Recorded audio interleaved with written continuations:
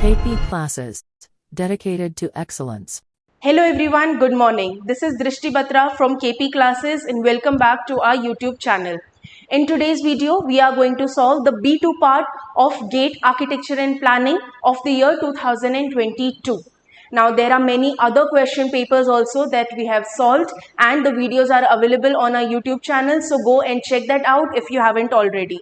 Just in case this is the first video that you are watching, the first PYQ video you are watching on our YouTube channel, let me give you a brief introduction as to how the exam pattern is and what kind of questions are asked, the marking system, etc. So first of all, the entire exam paper is divided into three sections: Part A, Part B1 and Part B2. Part A is the common part which is like compulsory for all of you to solve. Part B1 focuses on architecture questions and B2 focuses on planning questions. Okay. Now A, everybody has to solve. It has questions from general aptitude and it has questions from architecture as well as planning. This is compulsory for you to solve. Amongst B1 and B2, you have to choose one. Okay, you can either go for architecture or you can go for planning. Now B2, that is we are going to, which is what we are going to cover in today's session, is going to be all planning questions. Okay, first of all. Second, what type of questions are asked? There are MCQ questions, that is multiple choice questions. You will be given 4 options and only one is correct out of those. Then there is MSQ type of questions. 4 options are going to be given to you and more than one answer can be correct. So 1, 2, 3, 4. Anything can be correct. However, it's been seen so far that either 2 or 3 questions or options are correct. Okay. Only one option is right or only 4, all the 4 options are right. That kind of a scenario has not been seen so far in GATE examination. So you can focus on either 2 or 3 options being correct of the question. Next, there is NAT type of question, that is numerical type of question. You are given no options and you have to type the correct value with the decimal or without the decimal, whatever has been given in the question. Along with that, you have to type the numerical value. Okay, so this is NAT type of question. MCQ kind of question has, negative marking. MSQ and NAT do not have negative marking, which is very good thing. Okay, now let's begin with B2 part of architecture and planning, which is only planning part. Now, first of all, irrespective of whether you're from architecture background or whether you're from a planning background, you have to study planning because many parts of planning comes in the common part as well and there is a lot of overlap. Okay, so definitely you have to study planning. You cannot get rid of planning altogether if you are from architecture background, number one. Number two, many a times it has been seen that little easier questions have come from planning or little easier questions have come in B2 than in B1 and vice versa has also been seen. So we always recommend that you cover the entire syllabus and on the day of the examination you choose whether you have to go for B1 or B2. Okay, you can check the detailed syllabus, you can check our video where we talk about the detailed syllabus and understand what type of questions specifically come in B2. Okay, having said that, let's move on to the questions from this part. So first of all, questions 66 to 72 carry 1 mark each. So be it MCQ, be it MSQ, be it NAT type of question, they can be either 1 mark or they can be 2 marks. So that has been divided in the question paper. First we solve the 1 mark question, then we move on to the 2 mark questions. Okay. Okay, so the first one, question 66. Which of the following is the National Electronic Toll Collection System implemented by the National Payment Corporation of India? Okay, whether you studied planning, whether you studied architecture, irrespective of that, you must know that the answer is FASTag. All the other options are just given to confuse you. There are no such terms given by the National Payment Corporation of India. Okay, so option number D is correct. Next. The shaded area in the following demand supply graph is known as what? Okay, so this is the demand supply graph that you are able to see and the shaded area over here, you have been asked what is it. So let me tell you, the answer is consumer surplus. But that's not it. You have to understand what the supply demand graph is. You have to understand what consumer surplus is, what producer surplus is. consumer deficit, producer deficit, everything. Okay, so whenever you solve any question paper on your own also, you have to make sure that you have a comprehensive understanding of that particular question. Okay, just knowing the correct answer and moving ahead is not going to be helpful for you if you're preparing for any examination. Okay, so let's understand this in depth. First of all, the demand supply graph. What is that? On the y-axis you have price, okay, and on the x-axis you have quantity. Now before we begin understanding this graph, one thing you have to understand, that demand is always from consumers point of view, from our point of view. Okay, so consumers POV, point of view. And whenever we are talking about supply, that is always going to be from the manufacturer's point of view, manufacturers or producers point of view. Okay, what does this mean? Now here we are talking about price and quantity only. So now imagine any scenario. Let's take COVID for example. Okay, initially when the supply of, let's say, sanitizers, the supply of masks was not much. Okay, let's assume that kind of a scenario. Now what was happening is the price of all these products was going high, and more people were interested in producing this, correct? So for example, if initially 10 people were into manufacturing of sanitizers, now more people were interested and the manufacturing increased, the manufacturing the manufacturers increased, the setup increased, the quantity produced also increased. So as I told you, supply is from manufacturers point of view. If the price increases, initially in the COVID time we realized that mask is very essential, sanitizers are very essential, but it was not used by mass during that time, but the requirement was there. So the price was high because the products were less initially, है ना? So the price was high, and with the increase of price, the quantity increased, the supply increased, the number of manufacturers and the quantity increased. Okay, so you have a line going upwards when it comes to supply. Okay, now demand is from consumers point of view. How? If let's say we are talking about handbag, which is, for example, the price is 50,000 for example, not many people are going to come forward to buy it. Okay, the quantity produced will be less, the quantity purchased is going to be less. Now if let's say we are talking about a handbag of probably 1,000, okay, now the quantity produced is going to be more, the people ready to purchase it is going to be more, the the selling of this commodity is also going to be more. Okay, so we can say that as the price decreases, from 50,000, 30,000 to probably 2,000 or 1,000, the quantity is going to increase. This is from a consumer's point of view, you have to understand. Okay, so you draw a line like this. This is for demand, this is for supply. Okay, now another thing that you have to understand is there is something called as equilibrium, where demand and supply is balanced out. That is called as equilibrium.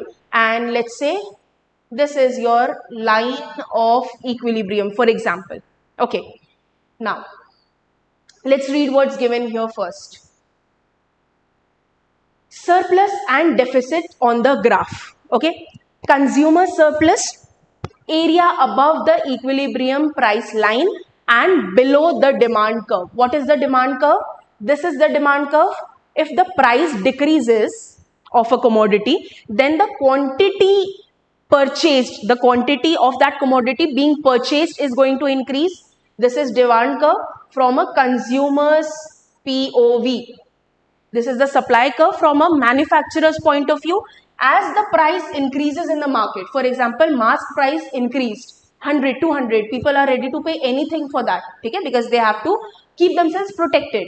So the price increase and the quantity being produced, this is from the producer's point of view, the quantity being produced is increasing with the price increase. Why? Because the manufacturers want to earn more profit. That is why supply curve mein you see a line like this, and this is from the manufacturer's point of view. This is something that we've already understood. Now this is the line of equilibrium that we are talking about.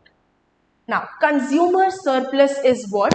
This shaded area above the equilibrium line and below the demand curve. This is the demand curve, below the demand curve and above the equilibrium line, or a triangle between the demand curve, the price line, that is the y-axis, and your equilibrium line. Okay, this is the consumer surplus. First identify this in the graph, then we'll understand what it is. Okay, then producer's surplus, the area below the equilibrium price line, so area below the equilibrium price line and above the supply curve, above the supply curve, so this particular area, so the triangle formed between supply curve, equilibrium line and the y-axis, that is the price line. Okay, this part is producer surplus, this part is consumer surplus. Okay, now let us try to understand what is it and why is it happening so. For example, consumer surplus, let's say that I want red shoes, okay, so red sneakers for example, and I'm willing to pay 1000 rupees for that, but somehow I got it in 800 rupees. Okay, I was willing to pay 1000, I got it in 800 rupees. So consumer surplus, matlab the surplus amount with the consumer, that is me, is 200 rupees. Okay, that is being denoted in this particular area, consumer surplus, the extra amount of money left with the consumer. Okay, similarly, sorry, when it comes to producer surplus, so what does producer surplus say is, a farmer was willing to sell wheat at 15 rupees per kg. Okay, he was like, I'll go to the market and I'll sell this in 15 rupees per kg and that is good enough for me. But because of XYZ reasons, he sold it for 20 rupees per kg, which is a good thing. The producer has more money, that is more money is also surplus. Okay, so now 5 rupees per kg is surplus with the producer now. That is the producer surplus and it's been given in this triangle. Okay, so I hope now you'll be able to identify these things on the graph and you've understood what it is. Okay, next. Now identify the following traffic interchange. This is a question from traffic planning now. So this kind of interchange is called as what? So simple, just you have to give the name of it. Okay, the name is clover leaf. Okay, now how does it look like in actual scenario? It looks like this. Okay, and why the name clover? This is actual clover leaf, and based on this clover leaf, the name of this interchange has been given. Okay, now how does it work? First of all, this is a grade separated intersection. Grade separated intersection. What does grade mean? Level. Okay, so let's say हम ऐसा कह रहे हैं कि आप घर से निकले and आप straight move कर रहे हैं अपने घर से निकलने के बाद, and there was another road intersecting the road that you are moving on at 90 degree for example. तो एक ही लेवल पे दो रोड्स आपस में इंटरसेक्ट कर रहे हैं, तो इसमें क्या होगा, ये जो सेंटर पोर्शन है जिसमें दोनों तरफ से गाड़ियां आ रही हैं और रादर चारों तरफ से गाड़ियां आ रही हैं, what will happen in this area, you will have a lot of conflicts.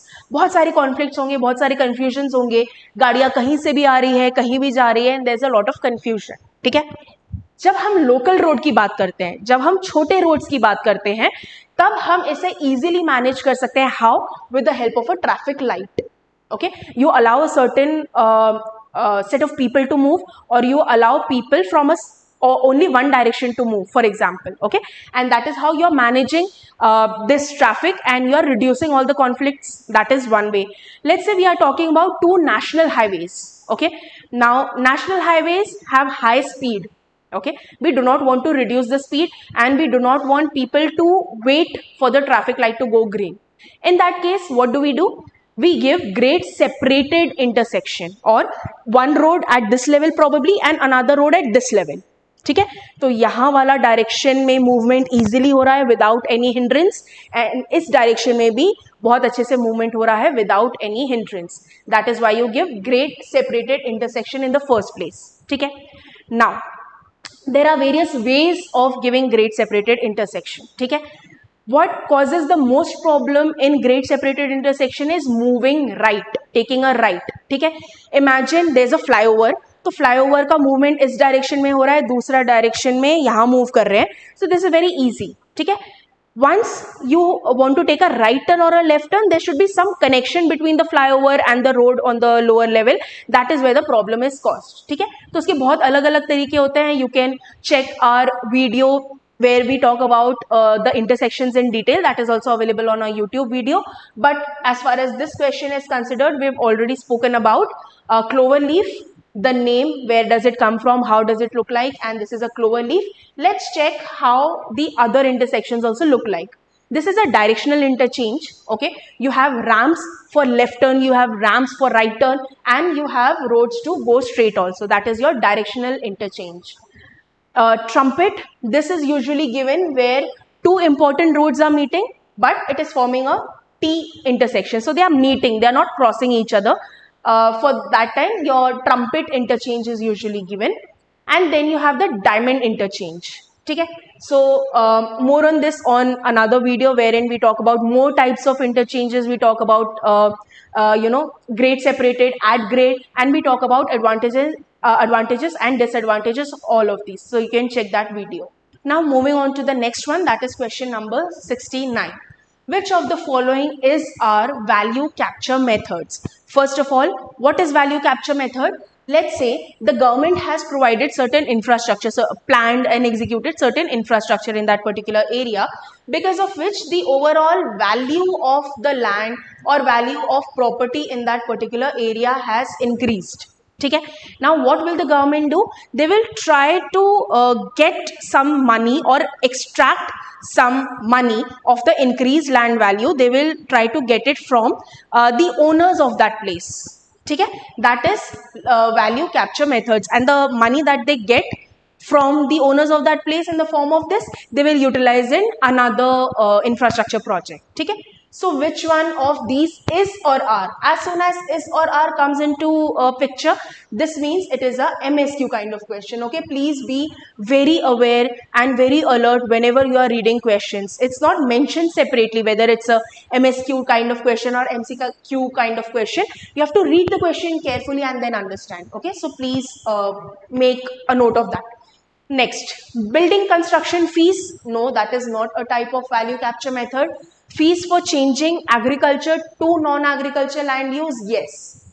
Because what happens is, once the land use is changed from agriculture to non-agriculture, automatically the land price increases. The value of that particular land increases. There are so many people ready to purchase this land. So the competition also increases. Automatically the land price increases. So yes, B is one of the correct options. User charge, yes, that is like the meaning of value capture method. You are charging the users or the landowners per se, but here user charge is kind of a vague term, and we cannot say that it is one of those methods, so we are keeping it aside for now.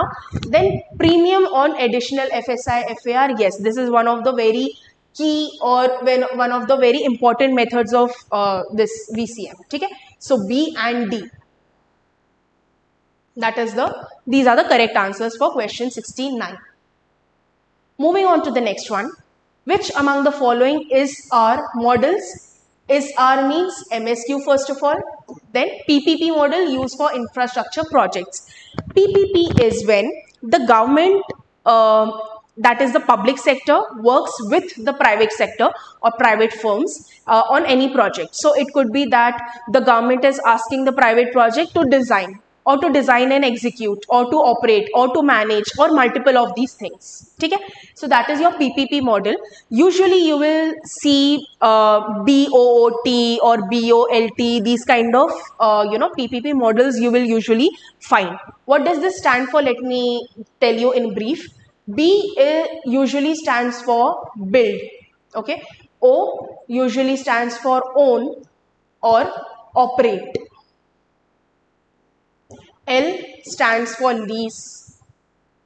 T stands for transfer. D stands for design. Okay, these are some of the terms that you should keep in mind. Okay, now BOLD. build, own or operate, lease, and then design. So does design come in the end? No, correct? So BOLD does not make any sense to us. BOLT, build, operate, lease, transfer. Makes sense? Okay. Next, BOOT. Okay, again, this makes sense. Build, own, operate, transfer. BPOT is no PPP model. Okay, so A and D are the correct options over here. In the next slide, I have given notes, so you can directly make a note of this. Some of the PPP models are given. BOT, build, operate, transfer. BOO, build, own, operate.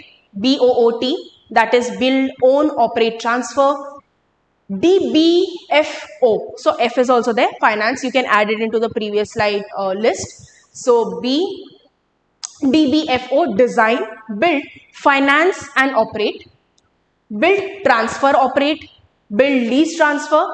Or another one, or the newest addition into this, rehabilitate, operate, transfer. Build, rehabilitate, operate, transfer. These are also some methods of PPP, or some models or types of PPP rather, instead of methods. Okay, now coming to a numerical type of questions. NAT, as you can see, there are no options given over here, so you have to type the correct answer. Here it's given rounded off to 1 decimal place, so you have to make sure that your answer is up to 1 decimal place. Okay, otherwise you'll lose marks.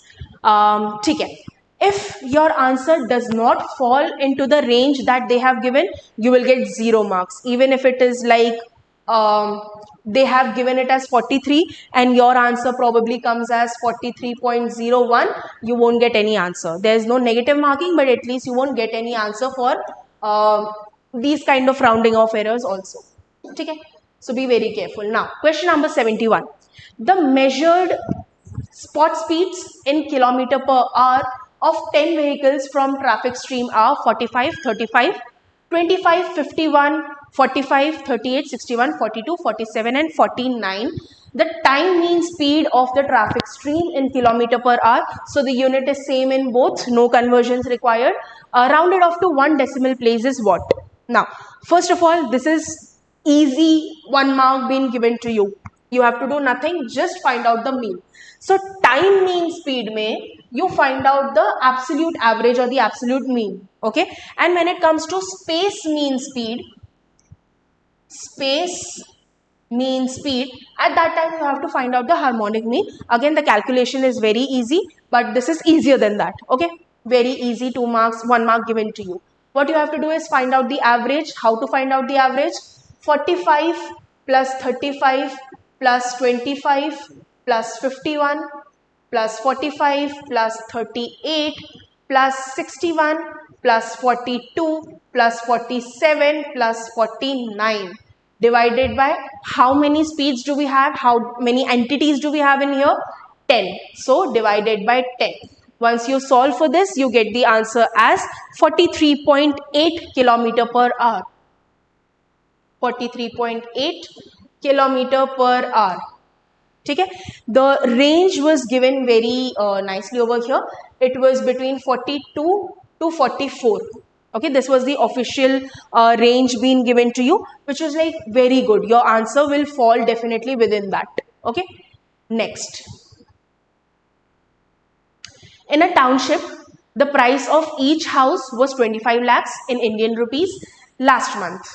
The number of houses sold in a month, Q in thousands, is sensitive to the price of the house. Matlab, there is some relation between the price and the number of houses sold. Okay, and establishes a relationship. So this sensitivity or this relationship is also being given to you in the form of Q is equals to 6685 minus 0.0158p.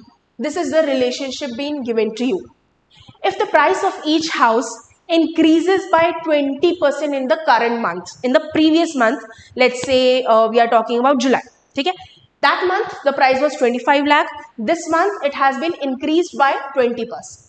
Then the decrease in the sale of the houses. So P changes, or the changes made in P, that is price, has been given to you. Now you have to understand how Q is affected by that. Okay. So decrease in the sale of houses in percentage. In percentage, rounded off to 2 decimal places compared to the last month is what? Now this seems to be a question from housing, but there is no concept or no formula that you have to use. This is like a general aptitude kind of a question. The relationship has been given to you, the change in P has been given to you. You have to find out how change in P is affecting Q, and you have to find out the difference between the number of houses sold in this month August and the number of houses sold in July, for example. Okay, but the difference you have to find in terms of percentage and not in terms of absolute number. That is the catch. So no formula required, no housing understanding required, just simply you have to solve the question. Okay, so let's take previous month or last month. Let us write L over here. Last month and current month. What you have to find out is difference between current month and previous month or last month, and this difference needs to be in terms of percentage. That's it. Okay? This is in terms of Q. Okay, chalo, really good. LM, last month ka relationship, let's try to write over here. Q is equals to 6685 minus 0.00158P. Okay, what was the price last month? 25 lakhs. 6685 minus 0.00158P is 25 lakhs. ठीक है? If you solve for this, you get Q as 2735. ठीक है? This is Q of last month. Now current month, Q is equals to 6685 minus 0.0158P, which is equals to 6685 minus 0.0158. What is P in this one? There has been a 20% increase. So 20% increase in 25 lakh. So you can write it down as 1.2 multiplied by 25 lakhs. Or you can solve it the old school method. For example, 25 lakhs plus 20% increase. So 20% multiplied by 25 lakhs. ठीक है? Anyway, you get the answer as 30 lakhs in both these cases. ठीक है? So multiplied by price of the current month is equals to 30 lakhs. If you solve for this, you get the answer as 1945. ठीक है? So pause the video if you want time to calculate this, and you should arrive at 2735 houses and 1945 houses. Okay, now the difference between these I want to know. So difference is 2735 minus 1945. The answer is 790. Is this the answer? Absolutely not, because the unit in which they are expecting the answer is percentage. How do you find out the percentage change? Change divided by original. Okay, and since we are talking about percentage, so multiplied by 100 over here. So change is 790 divided by the original number of houses, that was 2735 multiplied by 100. Okay, if you solve for this, you get the answer as 28.89 percentage. Okay, so if you're getting it as 89, you keep it as 89. Do not try to round off. Okay, 28.89, that is good enough. Okay, however, the range that has been given to you, the official range is 27 to 30. Okay, and your answer is well within that range, so good to go. Okay, I hope there is no problem in solving the question. In case you find difficulty in any of the questions that we've discussed in this class or in this video, put a comment. Okay, we will reply to that, and let's work it out together. Okay, at the end of the solution or at the end of this video, you should have no queries with respect to whatever question we've discussed. Next, from 23 to 81, all the questions carry 2 marks each. Okay. Match the models in group 1 with the corresponding applications in group 2. This is again a question from transportation planning. Now, without going into the details of what these are, the applications are, or what the models are, let us just solve this question. Okay. For more details, again, as I've told you, you can check our YouTube video where we have put the details of all of this there. Okay. First, logic model is for your modal split. Okay, so P2. Green shield model is for traffic flow. Gravity model is for trip distribution, and multiple regression is for trip generation. Okay, so P2, Q3, R5 and S4. 2, 3, 5, 4, we have option C as the correct answer. Okay, when it comes to trip assignment can have methods like all or nothing, user equilibrium, these kind of methods you can have for trip assignment. Okay, let's talk about what these are. So there is something called as 4-stage model. Okay, 4-stage model mein it starts with traffic generation or trip generation. Matlab, let's say one study area we are dividing into multiple TAZs, that is traffic analyzing zones. Okay, now all these zones we are trying to understand where the trips are getting generated. So if we are talking about 7 a.m. in the morning, for example, most of the trips are going to generate from the house, from a residence. Okay, so let's say we are dividing the entire TAZ 1, 2, 3, 4, something like that, and let's say TAZ 1 is that kind of an area which has maximum residences. Okay, or if we try to check, let's say land use maybe 60% is residences, so more trips generating from TAZ1. Okay, now where are these trips getting distributed? Some of them are going to TAZ2, some of them to 3, some of them to 4. So trip generated from the house and maybe distributing to school, office, cinema, mall, anything. Okay, so that's where the trips are getting distributed to.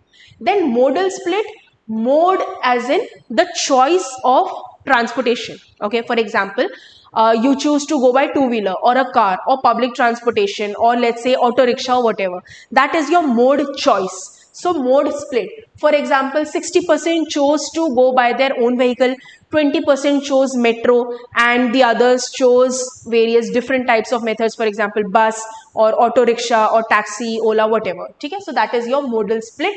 And finally, there comes trip assignment. How are you assigning these trips? Okay, so sometimes it is up to the user, whatever they feel is perfect for them or better for them, they choose that. Otherwise, we assign those trips as planners, as authorities, we assign those trips. So this is basically a 4-stage model. Okay, more on this in the detailed video, you can check that out. Next, match the proponents in group 1 with the corresponding theories in group 2. Okay, these theories are not very common, have not been frequently asked in any of the examinations. So let's try to understand each one of these in detail. First of all, creative class. What is creative class? Creative class is basically, let's say, artists, architects, engineers. Okay, so these were called as creative class, or these were called as creative people, and it was said that the backbone of the economy lies on the creative class. So there was a book called The Rise of Creative Class. The Rise of Creative Class, in which this theory was put forward of the creative class. Okay? Then right to city. What is right to city? Let's say we are not giving equal right to the LIG community, for example, to the EWS community. That should not be there. Right to city means whether you're from any background, any caste, any race, any economic background, you have a right to city. You have a right to decision making. You have a right to access public spaces. You have a right to utilize all the infrastructure that the authority has provided. So that is right to city. Okay, there's a book called Ledroit Illa Ville. Okay, my pronunciation could be wrong, but in this book, the right to city has been mentioned in detail. Okay, then drive-in culture actually has nothing much to do with urban planning. It is, for example, there's a screen in which some movie is being displayed, some movie is being played, and you drive in your car, you sit in your car, you eat food, enjoy the movie. Something like that is the drive-in culture. Okay, it's not any urban planning theory as such. Then you have ladder of citizenship, citizen participation, sorry, in which it was said that let's say the institutions, they have a lot of power and the citizens do not have a lot of power, so the citizens should have more power and their participation is necessary and required. That was what was being communicated over here. Then comes broken window. This is the most you can say most relatable theory, you can say, in today's scenario. Okay, what happens is, let's say there is a particular neighborhood in which there is blind spots, there are graffiti made on the wall, the windows are broken, hence the name broken window. So what happens is that conveys a message that there's a lot of crime in this particular area. Now, what was being talked about in this theory, broken window, was if you do not work on these things and if you are trying to communicate an image that yes, this is a neighborhood that has a lot of crime, it only puts you in a bad place and worsens the situation of the neighborhood. Okay, this is what was being talked about in the broken window, and it was said that you have to take care of the broken windows, you have to fix that, otherwise it is going to cause more and more crimes in that area, nothing else. Okay, so let's read about this and then let's come to the answer.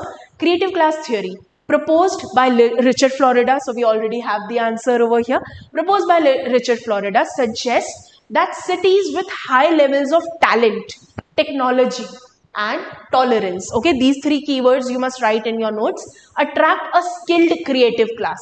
The creative class drives the economic growth,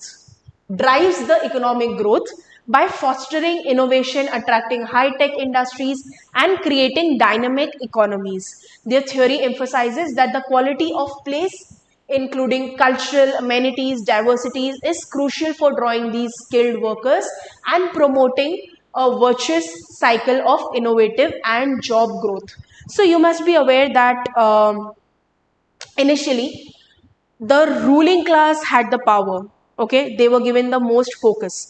Sometimes not the ruling people but the religious heads, they are given the most importance. But what was being said over here is the creative people are the ones who drive the economic growth, they are the backbone of the society, okay, or of a particular settlement. That was creative class theory. Next, right to city book, Ledroit Ella Ville, so this is Ella Ville, is a human right encompassing the equitable enjoyment of urban spaces and collective right for all city inhabitants to participate in benefit from their city's transformation and governance. Introduced by Henry Lefebvre in the 1960s, it goes beyond basic services to include the right to inhabit. So the basic services, for example, road, water, sanitation, solid waste management. So that is there. But the right to city goes beyond it. Okay, the right to inhabit, use, produce, and transform cities justly and inclusively. So everybody should be included, irrespective of economic background, irrespective of race, irrespective of each and everything. The right should be given to each and every citizen. It's what being said. Okay. Key aspects include access to adequate housing, public spaces and services, as well as the right of all inhabitations, especially vulnerable groups, to participate in the urban planning and decision making. Who's to tell what is good for vulnerable sections of the society? They themselves, though they should be given a right to participate. Okay. Excuse me. Next, the broken windows theory, okay, is a criminology concept, as we've already discussed, suggesting that visible signs of disorder as in something wrong, okay, not according to law and order of that particular area or that particular settlement, like broken windows, graffiti or litter, signal a lack of care and control in the neighborhood. Nobody bothers. Even if there is crime, nobody is there to fix it. They are keeping it as it is. Okay. So, signal lack of care, which in turn encourages further disorder and escalating serious crime by addressing these minor forms of deviance and disorder. These are very minor things. Okay. For example, there's some graffiti on the wall. Okay, what does it say? Minor thing, but these minor things or these minor deviances and disorder is what is going to make it worse. So communities can prevent a downward spiral into more serious criminal activity and improve residents sense of safety. Okay, if there is a broken window, you fix the broken window, otherwise there are going to be serious crimes in that particular neighborhood. Basically one line answer to the broken window theory. Then the ladder of citizen participation, developed by Sherry Einstein, is a framework that illustrates different levels of citizen involvement in decision-making processes. It uses a metaphorical ladder with 8 rungs, each representing a distinct degree of citizen power and influence. So, ladder of citizen participation. Why should the authorities, why should the institutes only be responsible for decision making? Okay, citizens should also be given that particular power. This was what was being argued. Okay, so this is like a metaphorical ladder that we are talking about. Starts with non-participation, moves on to tokenism, and then moves on to citizen control.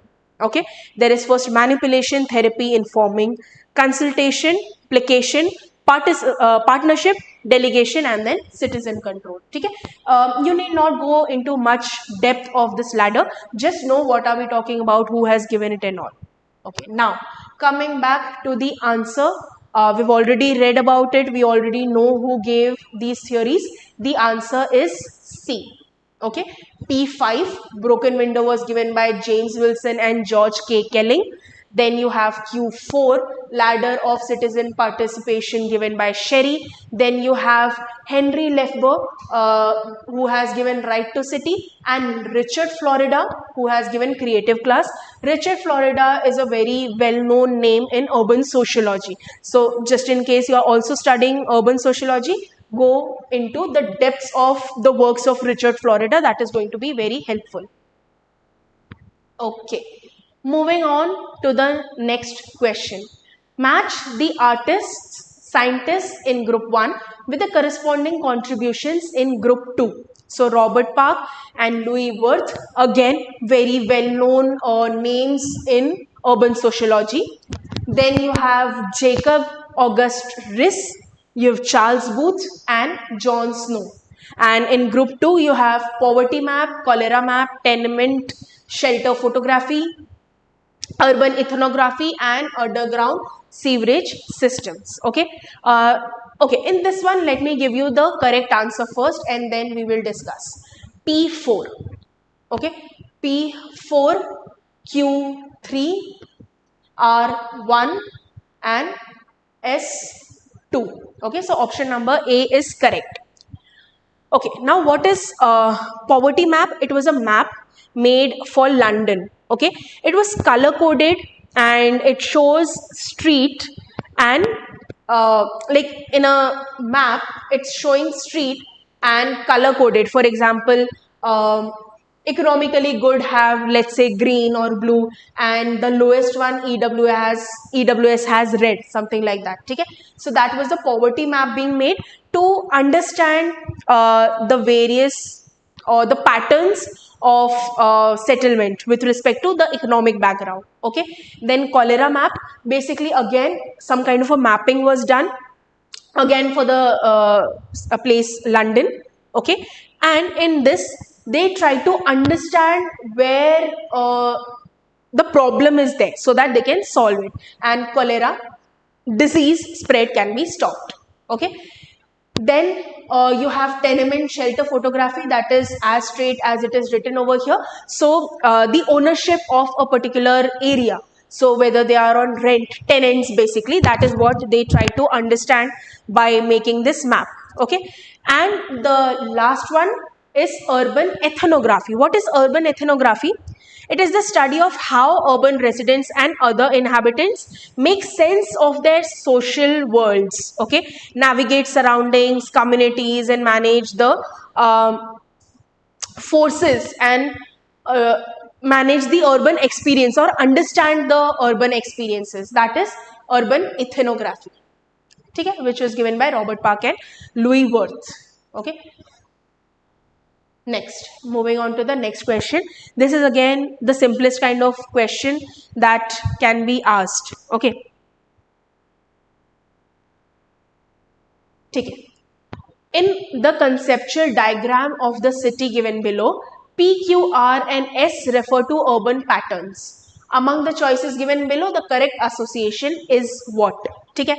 So, okay, S is the city. S, let's say, is the city, and there is a, oh no, this is the entire city. My mistake. This is the entire city. Something in between has been marked, so could be the CBD. Okay, the central business district or the commercial business district, which is usually towards the center of any city. Okay, that could be S. Then we have a metro line going over here, and there is some settlement marked along the metro line. So we know that any planning or zoning being done along any communication line or any transportation line, heavy transportation line, that is usually TOD or transit oriented development, where you go for densification, so you increase the FAR, you go for mixed use, these kind of things. So that is TOD. This is the city boundary. And over here somewhere outside the city you have some kind of a settlement, and in the boundary of that city you have some kind of a settlement. Okay? So P can easily be said as a satellite town. What's a satellite town? Satellite towns are settlements that have been developed to take off the pressure from the main city. Okay, for example, Delhi is there. People from the entire country are moving to Delhi in search of better living quality, better quality of life, better job opportunities, etc. Similarly, people are going to Kolkata, people are going to Mumbai, people are going to Bangalore and so on. Okay, many people are migrating to these areas, causing a lot of congestion, causing pressure on the existing urban infrastructure. For example, road, इसके ऊपर pressure पड़ रहा है ना, लोग बढ़ते जा रहे हैं, cars बढ़ते जा रहे हैं, buses बढ़ते जा रहे हैं, there's a lot of pressure on the road. ठीक है, let's say water supply. Water supply पर भी बहुत ज़्यादा प्रेशर बढ़ रहा है, because you have to provide water for more and more people now. ठीक है, air pollution is getting cause, noise pollution is being cause, soil pollution is being caused and all these things. So there is a lot of pressure on the main city. What can be done by the authorities is you create another settlement a little away from the main city, not not far away, but geographically closer to the main city. Now instead of migrating to the main city, they will migrate to this settlement, okay, which is like newly growing, can take a lot of pressure. Infrastructure development can be according to the new population, etc. Okay, so this is the satellite town. The satellite town is going to be a little dependent and a little independent from the central city. Okay, so that is your satellite town. And this Q area can be called as peripheral development or can be called as urban fringe area. Okay, so can you tell me from these options which is going to be the correct one? Take a minute and read all the options. P is satellite town, okay. Q is urban fringe, R is TOD, S is central business district. The first one itself is the correct answer. Okay, next. Which among the following are the components of assimilative carrying capacity of the urban environment? Carrying capacity, how much can it take?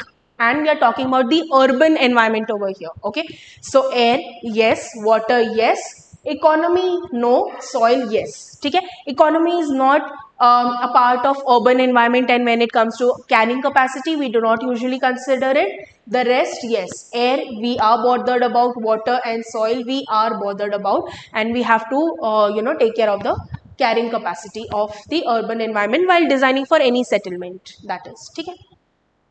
Okay, next. In the transportation network given below, P, Q, R, S, T and U are the nodes and values mentioned on the links denote time in minutes. Which of the following options represent the minimum spanning tree? So minimum spanning tree is used to find out the shortest route. Okay? The shortest route can help you in trip assignment. Remember the 4-stage model that we talked about?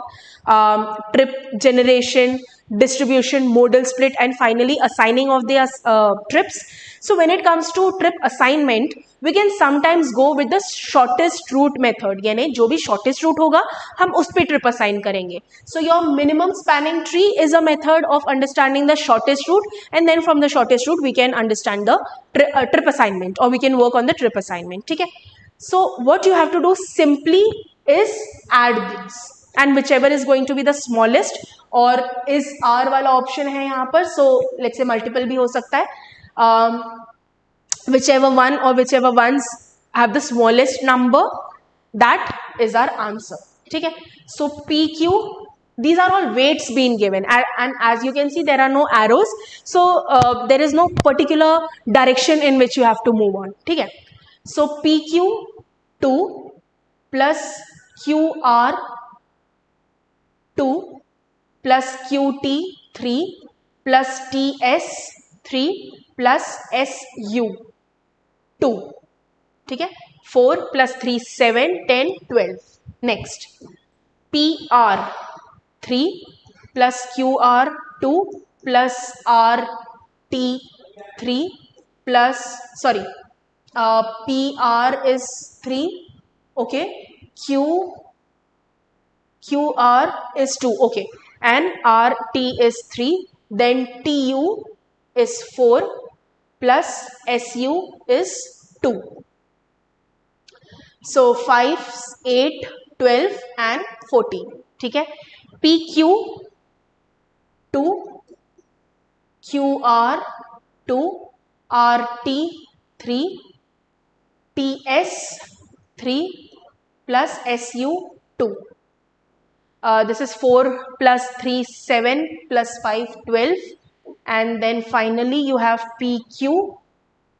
PQ is 2 plus QR 2 plus RS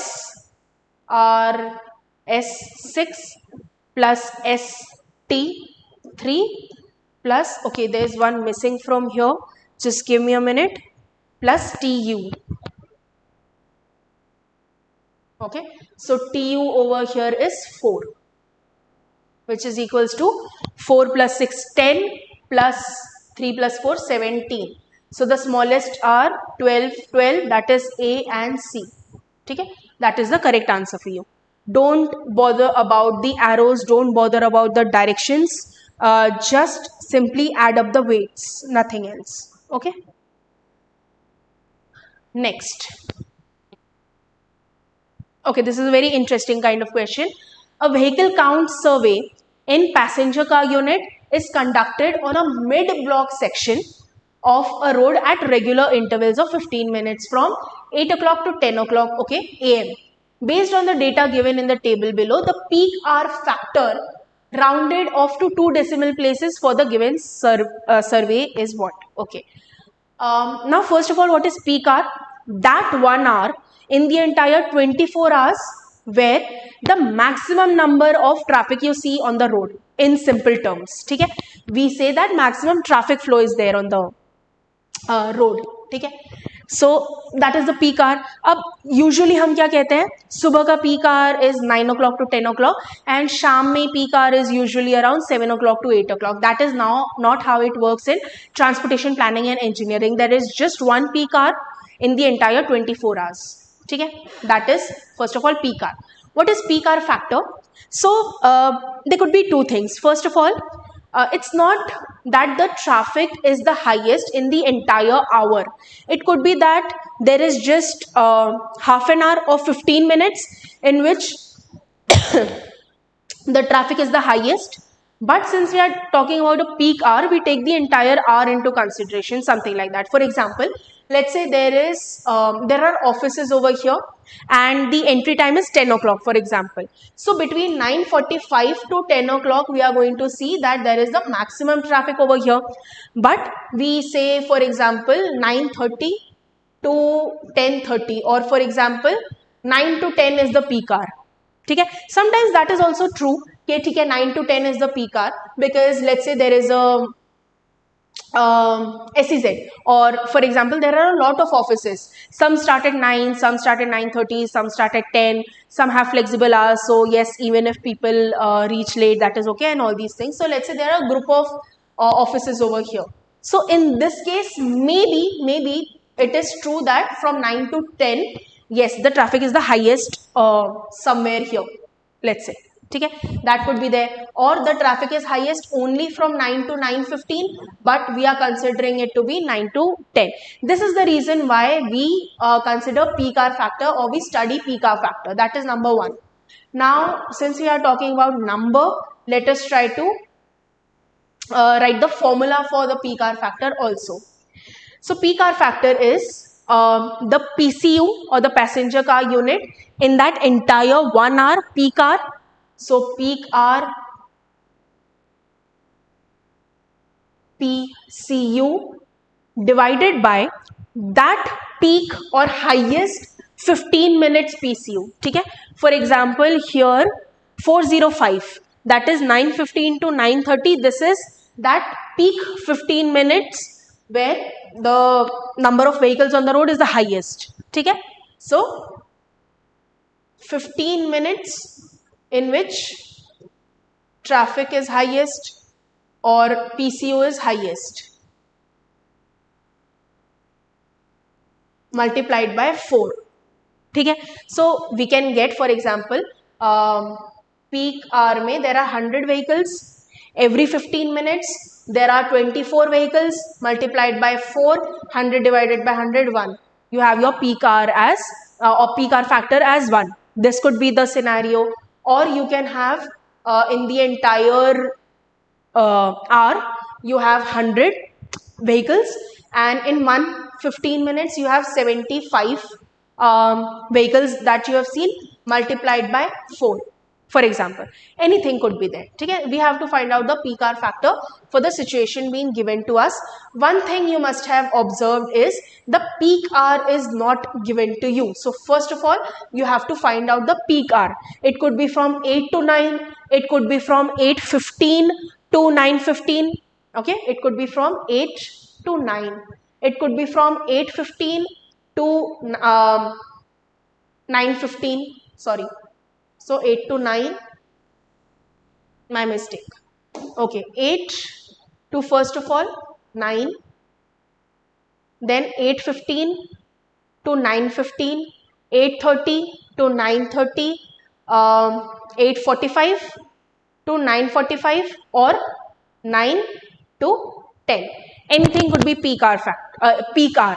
So first of all, you have to add the PCU for 1 hour and check whichever is the highest. ठीक है, if you solve for 8 to 9, between 8 to 9 you get 1047 PCUs between 8 to 9. Between 9 to 10 you get 1329. Okay, how did we arrive at this? 212 plus 248 plus 272 plus 315 is 1047, and so on. ठीक है, you have to find for all of them. Then you will see that the peak hour is 8:45 to 9:45, which is 1377 PCU. ठीक है, this is a PCU for peak hour divided by between 8:45 to 9:45, which is the 15-minute slot in which you have the maximum PCU. You have 405. So 405 multiplied by 4. ठीक है, when you solve for this, you get the answer as 1377 divided by 1692. Sorry, 1620. Okay, and the answer is 0.85. This is your peak hour factor.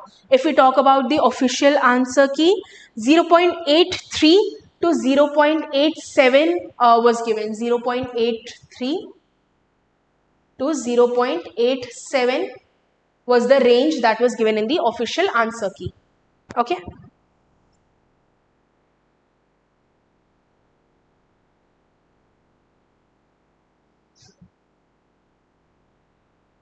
Okay. Moving on to the next question. Okay. A landowner has shown interest in town planning scheme. Okay. Based on the details of the scheme given in the following table, the estimated net benefit to the landowner after land development is going to be what? Okay. How does TPS scheme work?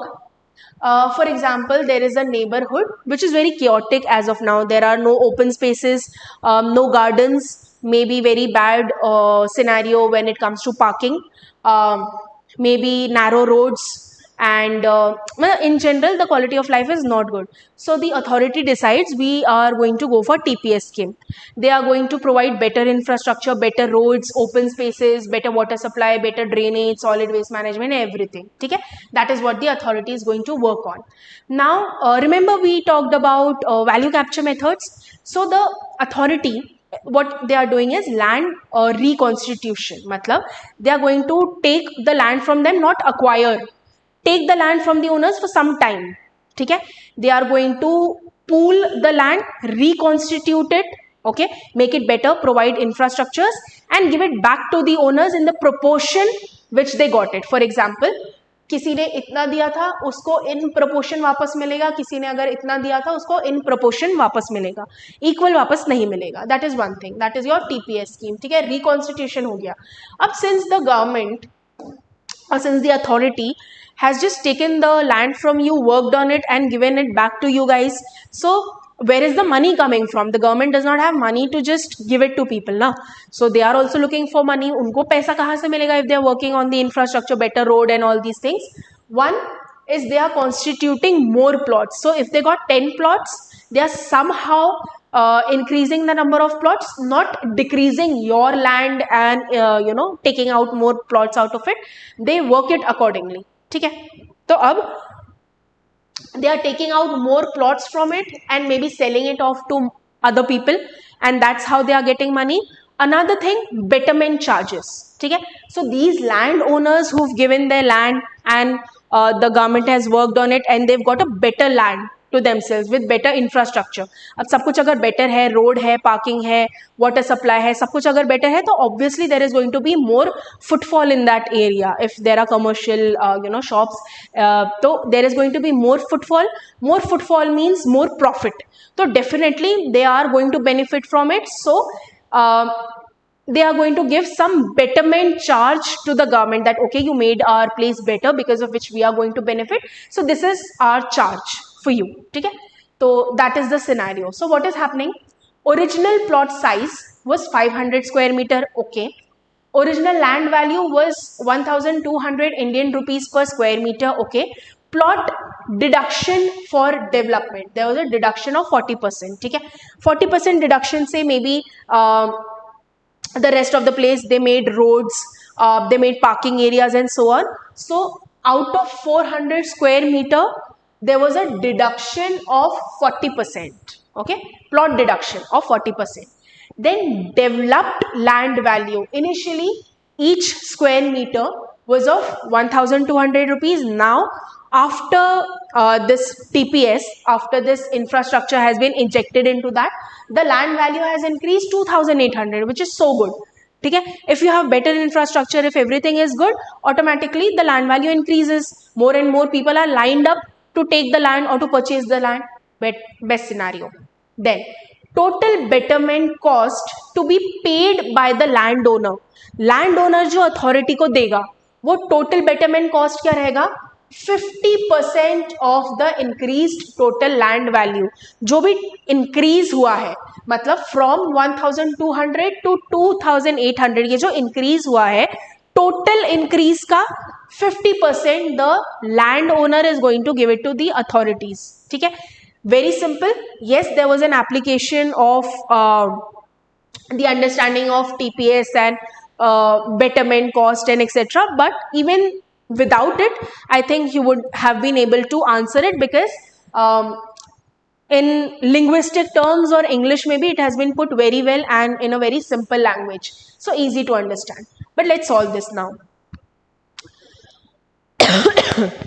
Original land value. Okay, original land is 500 square meter. There is a reduction of 40%. So now the revised or the new land is 300 square meter. Okay? So old versus new, let's try to understand it like that.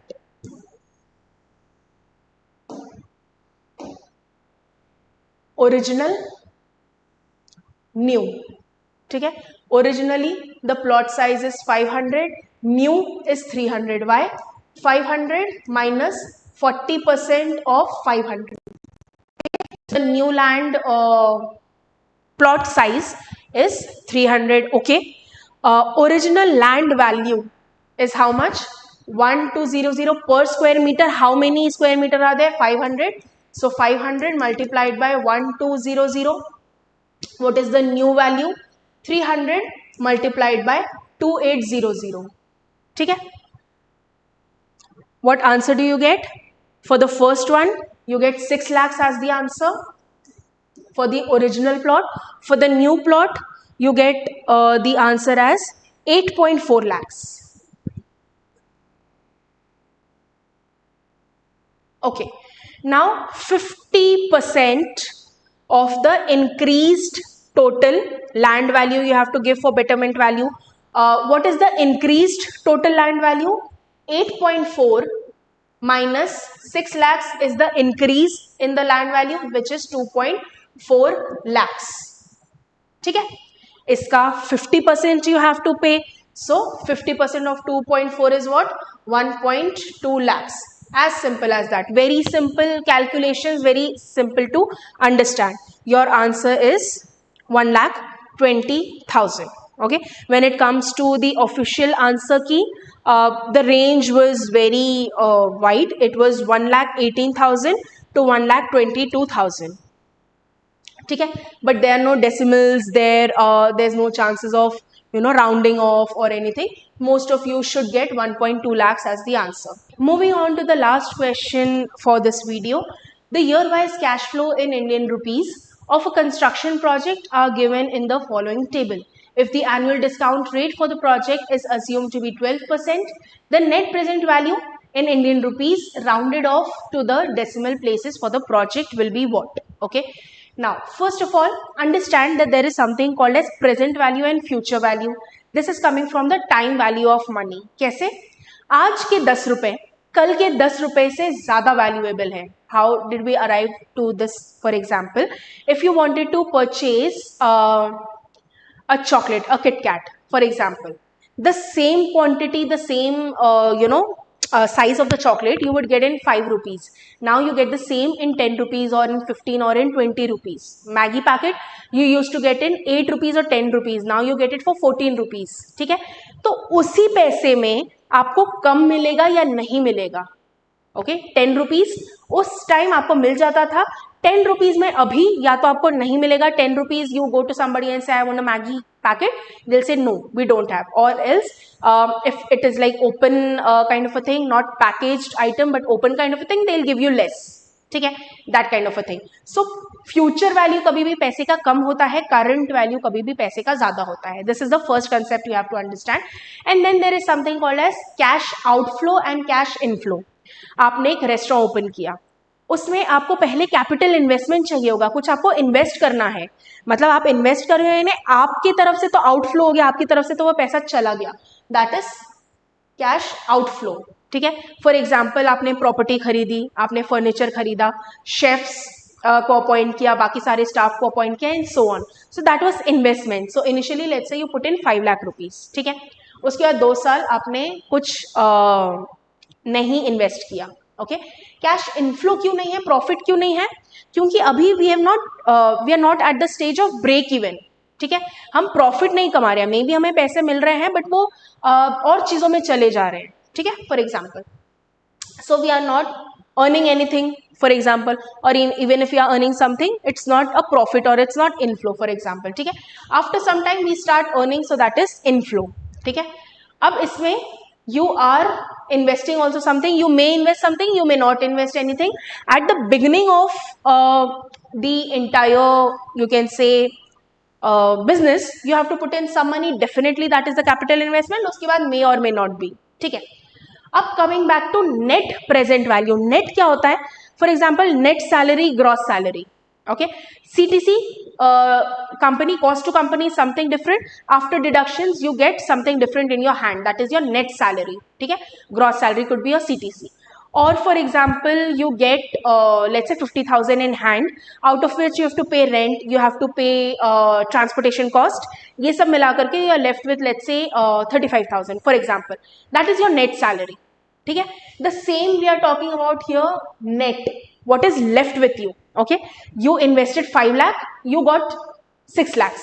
So outflow was of 5 lakhs, inflow was maybe later on ऐसे कर करके 6 lakhs. ठीक है, your net value is 1 lakh, something like that. ठीक है, अब ये जो नेट कैलकुलेट कर रहे हैं, why is it not as simple as 5 गया और 6 आया? Because we are talking about future value also. अब ये फ्यूचर वैल्यू में और प्रेजेंट वैल्यू में कितना डिफरेंस है? It has been given 12%. तो जो भी हम कैलकुलेशन करेंगे, first of all we have to bring the money to present value. Future में उसका जो वैल्यू होगा अकॉर्डिंग टू 12% वो होगा, बट अभी उसका क्या वैल्यू है 0th ईयर में, इस समय उसका क्या वैल्यू है, पहले हम ये समझेंगे. ठीक है, so first of all we have to understand cash outflow इतना है 5 lakhs का. ठीक है, उसके बाद we have to bring the future values जो कि फर्स्ट ईयर से स्टार्ट होता है टू द प्रेजेंट वैल्यू जो कि 0th ईयर में है, आज 0th ईयर 2025. ठीक है, so first we will try to convert everything और the future value into present value सबसे पहले तो. Okay, how to do that? Net flow divided by 1 plus D R to the power n. ये D R क्या है? 12%. ठीक है, so net flow. अब नेट फ्लो क्या है? ये फ्यूचर वैल्यू प्रेजेंट वैल्यू में अभी के लिए I am erasing this. Net flow, you can make another column over here, net flow. This is 5 lakhs over here, which is actually not flow. Net flow नहीं है वो, it is your capital investment only. ठीक है, but let's take that into consideration. Then you have 0, then you have 0. Net flow for this year will be the difference between these two, that is 180 minus 50. So this is 1.3 lakhs, then you have 1.7 lakhs, 2.4 lakhs, and this is 3.3 lakhs. ठीक है, this is your net flow. Now how to convert everything into the present value? We've already seen. Present value of net future returns is what we are trying to calculate over here. For the first one, it is going to be 0. Why? N is 0. Nth year is 0. So the first value or the first term is 0. Plus there is no net flow, numerator is 0, so the entire term becomes 0. What I am trying to tell over here is, let's write. एक तो ये 5 lakhs 0th year का है तो capital investment है, net flow नहीं भी निकालते तो it would have been okay. 5 lakh divided by 1 plus और 1.12 to the power 0. Where is this 1.12 coming from? 1 plus dr, that is 12 divided by 100. 1 plus 12 divided by 100 is what? 1 plus 0.12, which is 1.12. Directly I have used it as 1.12 to the power 0. This terms becomes 0. Plus net flow in the first year is 0. 0 divided by 1.12 to the power 1, again 0. Plus 0 divided by 1.12 to the power 2, again 0. So the first three terms are 0. My calculation starts from the third year when I have the net flow as some numerical value. ठीक है, so 1.3 divided by 1.12 to the power 3 plus 1.7 lakhs divided by 1.12 to the power 4 plus 2.4 lakhs, 4 lakhs divided by 1.12 to the power 5 plus 3.3 lakhs divided by 1.12 to the power 6. ठीक है. Now, if you solve for this entire term, that is 1.13 lakhs divided by 1.12 to the power 3 till 3.3 lakh divided by 1.1 to the power 6. If you solve for this, you get the answer as 503,497 if I'm not wrong. No, 40. 503,940.37. Sorry, 0.27. ठीक है, this is the answer that you get. 503,940.27. ये है आपका present value of net future returns. ठीक है, present value of net future returns. अब NPV क्या होगा? NPV, net present value, is equal to जितना आपका इनफ्लो है, जितना पैसा आया है, माइनस जो आपने इनिशियली कैपिटल इन्वेस्टमेंट किया था, which was 5 lakhs. So the answer is 3940.27. That is your NPV. ठीक है, तो स्टेप बाय स्टेप याद रखना है इसको. If you are talking about the official answer key, the range is again very wide, 3800 to 5020. 3800 to 5020. So your answer should lie within that. Okay, let's revise the steps once more. What you have to do is, first of all, find out the net flow. Okay, net flow would be the difference between annual cash outflow and annual cash inflow. एक बार आपने net flow निकाल लिया, उसके बाद you have to convert all the future values into present values with the help of the DR that has been given as 12%. The formula is here. You convert everything to present value. Then NPV is equals to जितना भी आपने कमाया है या जितना भी total inflow है, minus the capital investment that you had put in, which is 3940. अब आपको दिख रहा है यहाँ पर 3.3 lakhs कमाया, 2.9 lakhs कमाया, and still we are saying कि net present value is something in 3000. Why this? First of all, there is some outflow here also, जिसकी वजह से नेट फ्लो कम हुआ है, plus these are the future values. आज अगर मैंने 5 लाख रुपए लगाए हैं, 4 साल बाद मुझे 5 लाख रुपए वापस मिल रहे हैं, we are not at zero. ठीक है, आज की वैल्यू 5 लाख की ज्यादा है, कल की कम है. This is what we have been talking about, and that is something that you have to remember. ठीक है, with this we are done with our B2 part of 2022. As I told you at the beginning of the lecture, at the beginning of this video, that go to our YouTube channel, you will find a playlist of the previous year question papers. You will find many questions there, not only of GATE, but of UPSC, HPSC, MPSC and so on. So go and check that also. Irrespective of what exam you are preparing for, you have to look into the PYQs of any exam paper that you can get a hold of. That is number 1. Number 2, what you can do is you can download our app, that is KP Classes app, and the link is given in the description also. You can check that. And what you can do is you can get free content. Okay, for example, there are so many documents that you have to read in order to be prepared for this examination. So all those documents are available on our app at only ₹1.